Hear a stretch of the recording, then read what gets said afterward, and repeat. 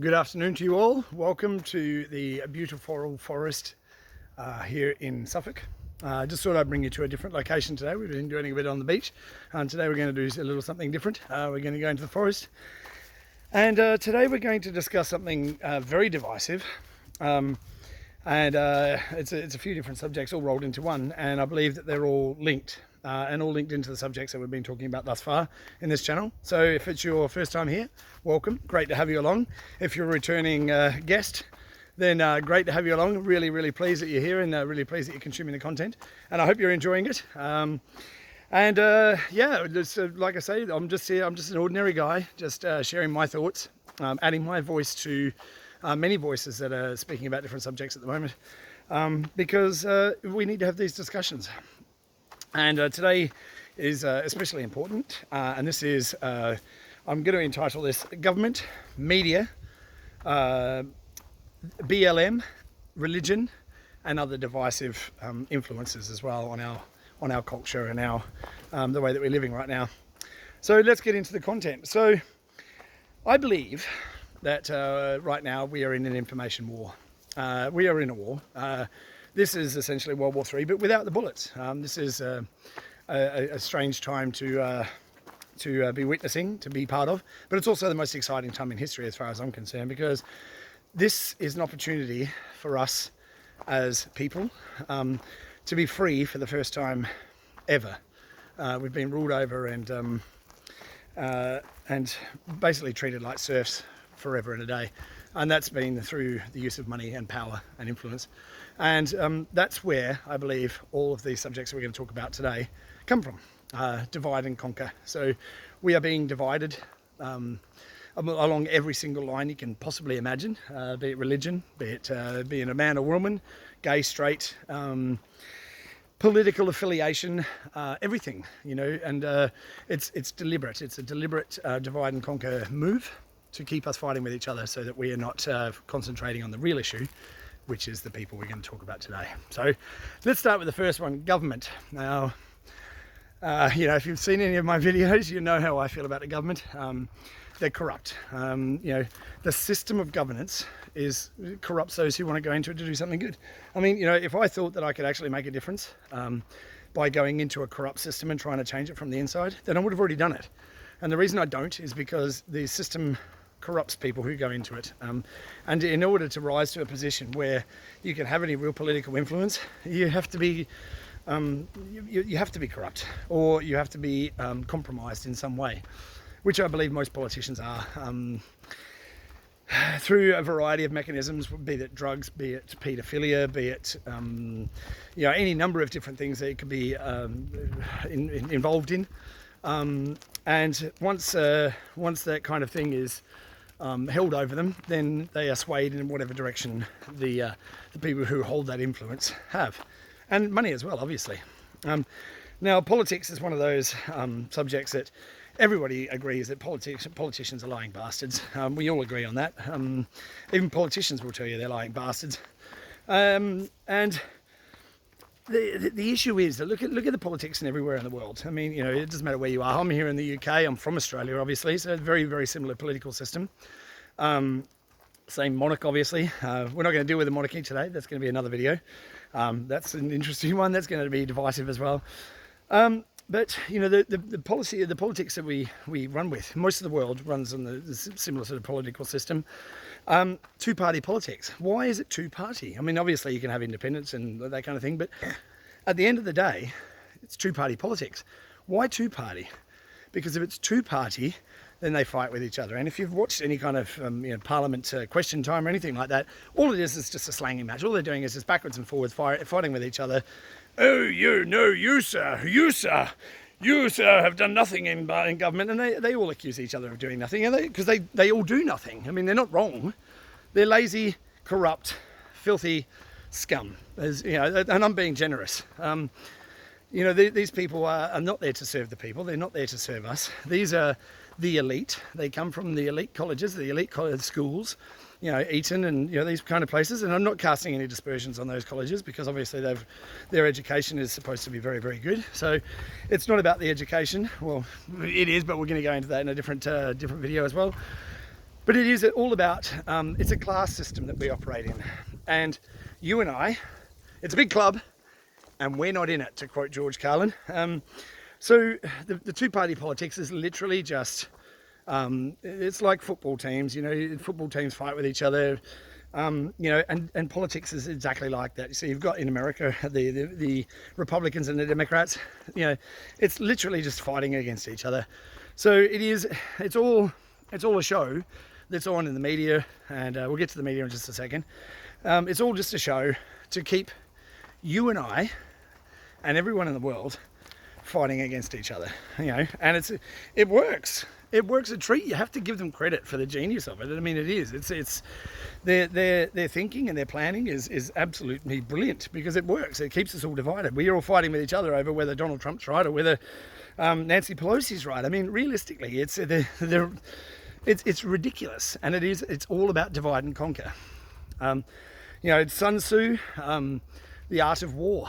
If you've ever had a passing glance at that book, that will show you everything that you need to know about what's happening right now. You know, look weak when you're strong, look strong when you're weak. You know, divide and conquer. Don't interrupt an enemy while they're destroying themselves. You know, there is a war happening, and it's an information war. And you and me, are being used as cannon fodder in that war, to keep the political and banking and financial games going.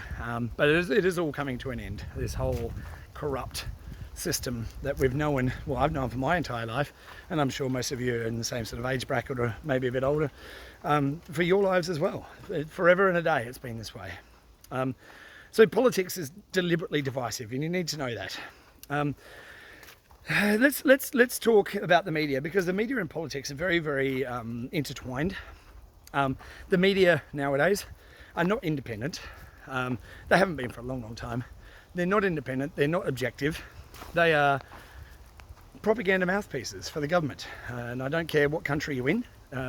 Here in the UK, you know, the newspapers and all the media are propaganda mouthpieces for the government.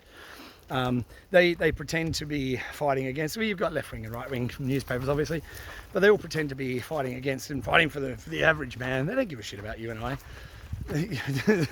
It's an agenda. They're living up to their agenda. They're doing their thing, and that's divisive as well. Now, if you have a look at you know, the way that everything's being reported at the moment, it's less about objectivity and more about pushing a narrative, and whatever that narrative might be, whether it's Orange Man Bad about Trump, or whether it's you know, not reporting on things, which is really, really key as well. So if you've been keeping up with some alternative media, some media that might look at different sources rather than just the same garbage word for word that's being repeated in the media, if you start to look at some alternative sources of media, you'll see that, that there's a lot of paedophiles being arrested and people trafficking being shut down. But it's in the mainstream media, don't hear about it. And I wonder why that is. Very, very odd. But if you consider that, like I say, when I said in the intro, that this is all, it's all a game, and it's all about entrapping people in things that they've done and things that they've said, and all these kind of tools are used as weapons against them. Now, the media, the problem with the media is, or one of the many problems with the media, is it's condensed down and owned by a very, very small group of companies. There's about 6 companies own most of the media in the US. That's the same here, you know, and it's the same all over the world. It's a very, very small group of companies that own the media companies that report the news, and I use inverted commas there. I can't use my hands at the moment, but it's inverted comma news. And the news is supposed to be objective. You know, it's supposed to be, they're not supposed to have their slant on it, unless they're, you know, obviously a left-wing organisation that reports on the left-wing things, or a right-wing organisation. But news, pure news, is gone. I mean, it's long finished. Trump refers to the media as fake news, and they are. And a lot of people might not like Trump, and I get that. But look at the reality of what we see. If you turn on here in the UK, we've got BBC. I'll get to the BBC in a second there. ITV. You've got all the different news channels, and if you go to those news channels and you watch, it's almost word for word repeating the story. So if you have whatever the story is for the day, there's 50,000 people in, new cases or whatever it is, it's word for word on all the networks. It doesn't matter where they are, they're all word for word. And how can that be? If you have independent, objective journalism, then how can it be word for word, almost word for word, that they're reporting the same thing? I mean, it's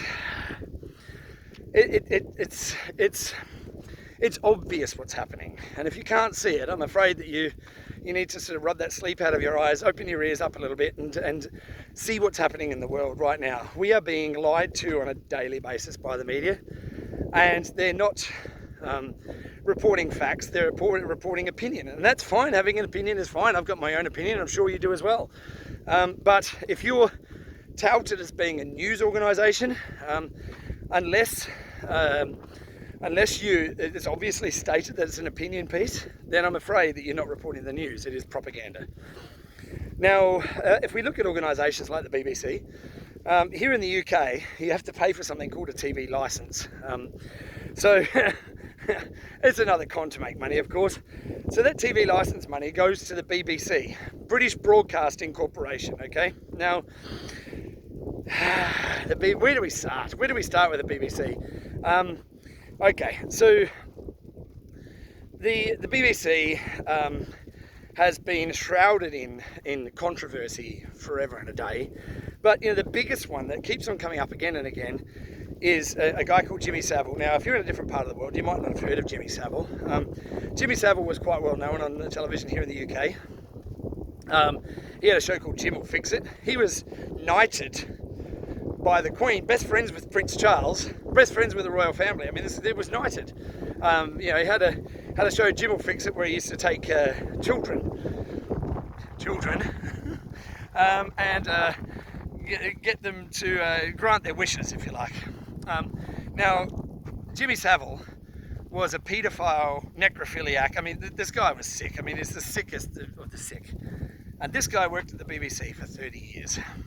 Now, everyone knew who Jimmy Savile was. They knew what he was up to. This is a news organisation, remember. The BBC, the British Broadcasting Commission, owned by the British government, okay? And they're charging us a licence fee to watch this garbage. I don't pay it, of course, because I don't watch television. So just so you know up front. This organisation, this news organisation, not once did they report about Jimmy Savile. Not once. In fact, they deliberately covered it up. Not only Jimmy Savile, Edmund Heath, many scandals involving royalty, involving politicians, involving senior police, security services. I don't want to go too deep into that. I don't want someone turning up at my house and shooting me in the face. But needless to say, this news organisation that we understand to be giving us objective viewpoint on world events is so heavily biased that they won't tell you about a paedophile that works for their organisation. And they keep him there. I mean, it's not bad. It's bad enough that they don't report it, but they kept him there, knowing full well what kind of sick fiend this guy is. So, the media is corrupt as politicians. They're in deep. The Operation Mockingbird in the US, if you've not heard of that, look it up, where the CIA were implanted into media organisations to make sure that they were steering the news in the direction that the CIA wanted them to go. Now, if you think that's not happening in your country, like here in the UK, MI5, MI6, it wouldn't surprise me, that they were involved in the media as well, steering it the way that they want it to go. Now, I used to work at MI5, not for, at.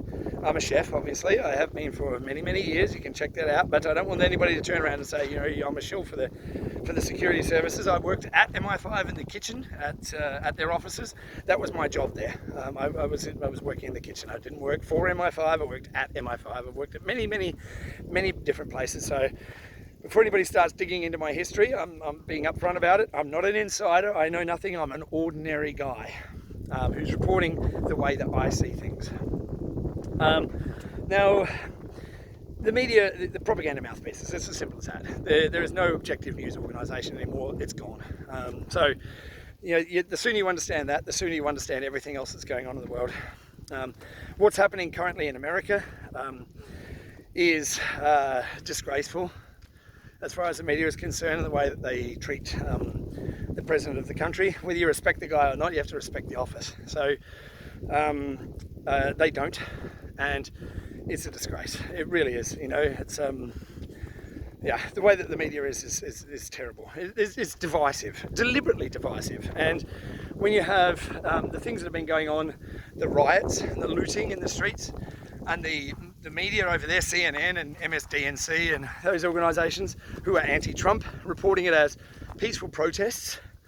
Now, I'm down for peaceful protests. I think it's awesome. You know, we should be able to speak our voices. It usually has no effect, so I don't usually get involved in them because it's pretty pointless. As I say, we're in a class system and we are nothing. You know, you can go and protest outside the Parliament House all you like. They don't give a rat's ass. They couldn't care. They're not there to serve the people. Neither is the media. The media is there as a propaganda mouthpiece to serve the will of those that they serve. Then we go into religion. Now, I don't want to upset the people who have a belief system because we all have a belief system. I don't care whether you're a Muslim, whether you're a Christian or a Catholic, or whether you're a scientist and you believe that in evolution. It's still a belief system, you know. And at the end of the day, that belief system has sway over how you interact with other people. Now, I have travelled the world. I've been around the world many, many times. I've met people from many different cultures, different languages, different backgrounds, and you know, in my travels, I have had exceptional times everywhere I've been. I mean, you know, I've been to Ireland, I've been to Africa, I've been to America, you know, I've travelled the world. I've been to Asia many, many times. And it doesn't matter where people are from, what colour their skin is, what religion they belong to. Everyone has a belief system. Now, for me to turn around, or you, or anybody to turn around and tell someone that they're wrong, you know, I don't think it's a fair. I don't think it's a fair way to act, and just deliberately tearing people's belief systems apart. I don't think it's the right way to go about making our society better. So all that being said, that the organisations that these people are part of, you know, the church organisations are, you know, making people have a belief system. How are we, James? All right. Are being deliberately divisive. So, you know, if somebody doesn't belong to your religious organisation, so you're a Catholic and somebody else is a Muslim, you're taught to hate them. And the same with Muslims and Catholics and, you know, every religion really. They're deliberately divisive. If you don't believe in what we believe in, then you're a bad person, you're going to hell, you know, and you should be punished. Now, I went to a Catholic school when I was younger. I'm not a Catholic. I was an atheist for the majority of my life, I would say. I didn't believe that there was a God. And I just poo-pooed the whole thing. I thought it was ridiculous. Of course, I read the Bible. I understand the messages and you know, what the idea is. But the way that the Bible, and I'm sure most religious books laid out the same way, is projected, is written by men. It's written by men. These are men who, you know, over the course of the last few years have been exposed, especially in the Catholic Church, have been exposed as being paedophiles and perverts, you know. No, that's not to say that all priests are, But you know, there is a massive underbelly of treating people and children especially absolutely shockingly in church church surroundings and church organisations, you know, religious organisations I should say. Now a couple of years ago now, I went and did something called ayahuasca. It's a powerful hallucinogen, psychedelic, naturally occurring. We'll do a video on that another day, but I had an experience where I experienced something bigger than myself. And now, if you want to call it God or whatever name we want to give it, it doesn't really matter. I mean, it is what it is. I had an experience where I was connected to everything. And that experience taught me something, that you can have a belief in a God or whatever, higher power or whatever you want to call it. Doesn't matter, it's a name. And we as people give these things names, and that's how we define our belief system. So I had this experience with God or whatever you want to call it, that changed my whole perspective on everything. Now, that's not to say that I need a religious organisation, Catholicism, Christianity, or any other religious organisation to tell me how to be, how to live, or how to worship that higher power, that whatever you want to call it, universal energy, God source energy, whatever name you want to give it. But the religious organisations have been using their power and their influence over the people to divide us again. So the religion's a divisive influence. You know, what we should be focused on, and if you have a look at the basis of all religions, most religions believe exactly the same thing, that there's a God, that God is all powerful and can do anything, and you know, all these kind of things that we assign to God.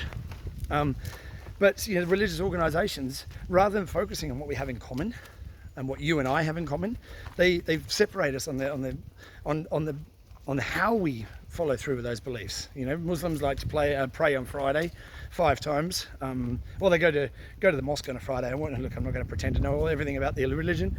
And Catholics go to church on a Sunday. But you know, realistically, the commonalities between the religions is so vast, but we're so focused on the small differences between those religions that doesn't make any sense. It doesn't make any sense to me. But this is the thing. It does when you look at it as a divide and conquer move. You know. Now, racism, BLM, racism. Is another massive divisive subject. Now, I've got friends from all over the world, be it India, be it Africa, you know, white, black, brown, you know, pale skin, yellow, people from all over the world I'm friends with, you know, from every part of the world, Mongolia, China, Japan, Spain, Italy, Mongolia, Russia, everywhere. I mean, all over the world I've got friends. And rather than focus on the differences that we have, you know, we focus on those things that we have in common. That's why they're my friends, you know. You know, this whole Black Lives Matter movement, we've always known that Black Lives Matter. We believe, you and I, the average person believes that everyone matters, you know. And if you don't believe me, if you don't believe that white people believe that black people matter, I mean, you're delusional for a start. But, you know, let's look at the reality of this. When people like myself see these instances where you have these crimes, with these gang crimes, with black on black crime, where they're killing each other, we don't think, oh my God, they deserve that, that's wonderful. We're thinking, this is shocking. How can we try and do something to help these people and fix this situation so that this isn't carrying on? You know, black people have always mattered. Black lives have always mattered, you know. And it's just it's divisive again. And if Black Lives Matter really cared about black lives, they'd focus on things like gang crime, inner city knife crime here in the UK, gang violence and black on black crime. But they don't. The only thing we get to focus on is when a white cop kills a black person, you know, and that's tragic every single time. It's shocking, you know. But what's not talked about, and this is the thing that really bugs me about this whole subject, is that, oh, look at this place, it's beautiful. Yeah? Sorry, change the subject a little bit. But what we're not focusing on, and I think this is the nuts and bolts of everything, is why are these black people getting shot by the cops? Is it just they're being hunted down like the media says? No, it's not. There's a lot of crime that happens in black communities, and that's not because they're black. It's because of the socioeconomic influences. And it's the same with poor white communities as it is with black communities. Now, you know, here in the UK, there's many communities here where people are, you know, working class or, you know, poor, that have massive socioeconomic influences on them that push them towards a life of crime. And when that happens, same in America, same all over the world, when that happens, we have these instances where the police will no doubt injure or kill someone, you know, a black person or even a white person, but it's usually socioeconomic rather than the colour of their skin. It's not a racist issue, it's more of a socioeconomic issue. Afternoon, how are we doing? Keeping busy. Yes. So yeah, more socioeconomic than racism, and I think this whole racism thing gets pushed every 4 years when there's an election in the US, to sort of keep people voting for the Democrats, who are supposed to be the party of anti-racism. But anyway, but yeah, the thing is that, you know, this is divisive, and it doesn't need to be, you know. The thing I want, the whole idea of this talk that I'm giving today is to point out to you all that the real issue here is not you and me. We don't hate each other. We don't hate black people. We don't hate white people. We don't hate anybody. But we're being taught to by the very politicians that are, and the media who are complicit, and the religions that are complicit in keeping us divided and not talking to each other and not recognizing what we have in common rather than our differences. And this is causing massive divide amongst us, the populace, the serfs, the commoners, you know. So, you know, all that being taken into consideration, I want to finish this in a positive message, and I don't want to keep this too long, but, you know, this is a big subject and I could talk about it all day. And, you know, I'm sure that you don't want to listen to me waffle on all day. But, you know, bear in mind that all the wars that have ever been fought have been started by who? Politicians, you know, or religion, you know. Religion says, oh, we need to go and invade, you know, the Crusades. How you doing? The Crusades, where, you know, the Christians went into the Middle East. You know, I mean, it's ridiculous. Every single war, back in the day, where the king used to ride in the battle at the head of the troop, you know, and lead his troops into battle. Those days are long gone. You know, politicians start wars nowadays. They sit in their nice comfy offices and send scum like you and I off to war to die for their cause. You know, it's not us. We don't hate. I don't hate anybody in Afghanistan or Iraq or anyone in the Middle East. Why would I hate them? I've had nothing to do with most of these people. Why is there a hatred that's born between the people? It's not. It's not, you know. We need to be able to interact. We need to be able to discuss these subjects, and we need to see what the root cause of this problem is. And that is politicians, the media, religion, and organisations like Black Lives Matter who don't really care. They don't care about the people that they're supposed to be representing. Because if they did, they would do something to help those communities rather than donating any money that's donated to them to politicians. So, you know, let's take a positive message out of this. Let's take something positive and finish this little discussion on a positive note, because that's what we need. We need some more positivity in this world. We need to recognize the problems. We need to see them for what they are. But we also need to have some positivity and a positive outlook on how we can change the world and be living in a world that suits how we want to live rather than how politicians would like us to live. So, what can we do? What does this mean to all of us? Look, you and I, anybody who's watching this, anybody you share it with, has to understand, has to recognize that we don't hate each other. You know, I don't hate anybody from a different religion. I believe in a higher source energy, universal consciousness, or whatever you want to call it. I believe in a God, the same as probably most of you do. Or if you're an atheist or an agnostic or whatever it is, you know, you have your belief system, and that's cool. You know, we should see the similarities in what we know and what we understand to be true in our belief systems. We see those rather than our differences.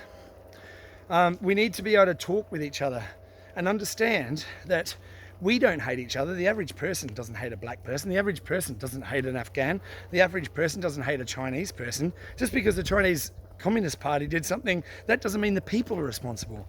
Just because back in the day, you know, the British invaded Africa doesn't mean the average British person wanted to hurt anybody in Africa. You know, this is the thing that we need to understand. All this hatred, anger, divisive nonsense doesn't come from us. We all come from a place of acceptance and love. Yes, there are people in this world that are racist. Yes, there's some people in this world that are horrible, but the majority of us, you and me, and the people who are standing up and who are sharing their message and who are talking out and wanting to start discussions are not the problem. We are the answer. So be that solution. Get out there and interact with people. I don't care where they're from, whether they're from Africa, whether they're from Afghanistan, whether they're from Iraq, Iran. You know, I know some wonderful Iranian people. They're awesome. If you're watching, hey, how you doing? Welcome along. But yeah, so let's finish this up here and just say, be good to each other. You know, share a bit of love around, and recognize that person standing next to you doesn't hate you and you don't hate them. It's the politicians, religion, Black Lives Matter, and all these media who has us fighting with each other over nothing. Right, so share the message. If you like what I'm saying, please hit the like button. If you really like it, then share it. If you want to see more of what I'm doing, then subscribe to the channel, hit the notification bell so that you'll know when I'm posting a new post. I try and do these as often as I can. I'm a busy man, so don't hate me if I don't get them out very often, but it is what it is. But don't just lie down and be placid and accepting that there's a lot of hatred in the world. Be the change. Love your fellow man in spite of all the nonsense you're hearing and all the nonsense you're seeing in the media and the way that the politicians, the media and religion and obviously organisations like Black Lives would try and have us divided. All right, have an awesome day. Look around in the world around you and share some love. All right, much love. Look forward to seeing you soon. Ciao for now.